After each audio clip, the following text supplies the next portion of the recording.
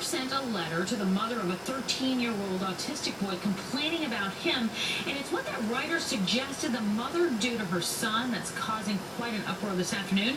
Cody Tong is here with this story, a sick story. Hi, Cody. It's really hard to believe. This letter, Tamsin, is beyond hateful, and you will have a hard time believing what it says, and I should warn you, it is offensive on so many levels. One part of the letter was especially hurtful to the young boy's mother. The part about donating his unretarded body parts to science because he's no good for anything else, that made me want to puke.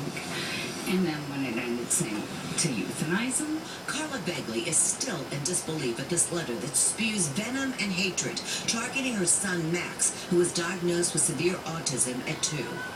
A neighbor anonymously mailed this vile letter to the family, complaining about the 13-year-old's behavior, saying things like, "That noise he makes when he's outside is dreadful. It scares the hell out of my normal children." This one-page type letter goes on to say other incredible things like, "When you feel your idiot kid needs fresh air, take him to the park, you dope." And "Do the right thing and move or euthanize him. Either way, we're all better off. Signed, sincerely, one pissed-off mother."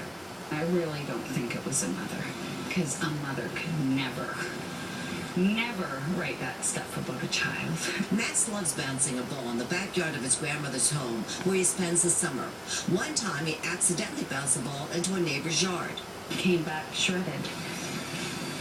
Like somebody cut it up into ribbons and threw it back. A person that's that crazy or demented that would propagate something like that, it's easy to believe, that they're very dangerous. And, but now I'm scared for my son's safety. The family got in touch with police who are investigating and have forwarded the note on to the attorney's office. I hope the police do find them, and I hope they release his name out to the neighborhood, because the neighborhood's very upset.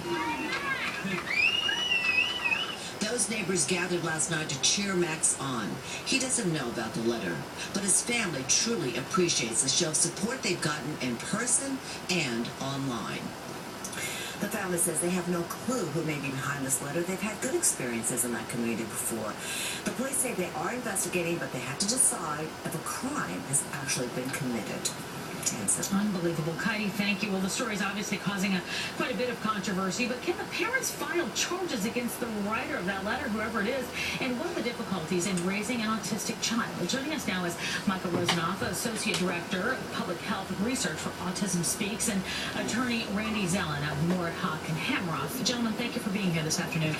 Let's start off with you, Michael. First of all, what do people need to understand about autism? Well, first of all, this story is exactly why awareness is so important. In fact, awareness is the answer for intolerance. Autism is a complex developmental brain disorder, and the symptoms can range in severity. What autism is not, it's not the blame of parents. And what this letter does is put the blame squarely on the Begley family, and that's just unacceptable. I mean, it's really a sick letter on so many levels, and really scary when you read it and just drill down what that person's actually saying, and probably a dangerous person. Randy, let me bring you in and ask you about this. So this happened in Canada, obviously, where the laws are different. If it were to happen in New York, any recourse? Unfortunately, I think the answer is no. Okay. Back in 1989, believe it or not, with a very, very similar fact pattern involving a mother and son who were both faced with challenges, who met up on a street. Guy started saying the most god-awful things to them. The Court of Appeals in New York said it's constitutionally protected speech. It's vulgar, it's abusive, it's disgusting, but the First Amendment says it's okay. Okay, let's go to Canada now, because it's vulgar, offensive, abusive. What can be done there? I thought you might ask me that question, so actually You did some research. Walking into, thank God I have the ability to do that with a smartphone. Thank goodness for Google. Apparently in Canada, they do place restrictions on what they call hateful or contemptuous speech. Okay. And the government there, the legislature there says, yes, we can do something about it, which is why we see here there may be recourse in Canada. You would not have that same recourse in the United States because of the First Amendment. Well, that's good to know, though. It really is. Now they got to find the person writing it. Michael, let me ask you something. Do you see a lot of this? Do you see a lot of cases of this? We're hearing about this one maybe because it's just so gross, to be quite frank. But there are probably a lot of cases of this, whether it's peer-on-peer or adults not understanding. Oh, you're right. 1 in 88 children here in the U.S. have autism, and we know autism transcends geographic boundaries. Sure. So we've seen this unfortunately happen here in the U.S. and Canada and around the world. And again, raising awareness is what it's going to take to inform communities and allow them to be more compassionate, more sensitive, and to give individuals with autism and their families every opportunity to be part of that society. Okay, Michael, Randy, thank you so much for chiming in on this one. We wanted to just kind of delve into it a little bit more because it was just so awful, as a matter of fact. All right, thank you. Well, hospitals across our area continue to close their doors. Others in danger.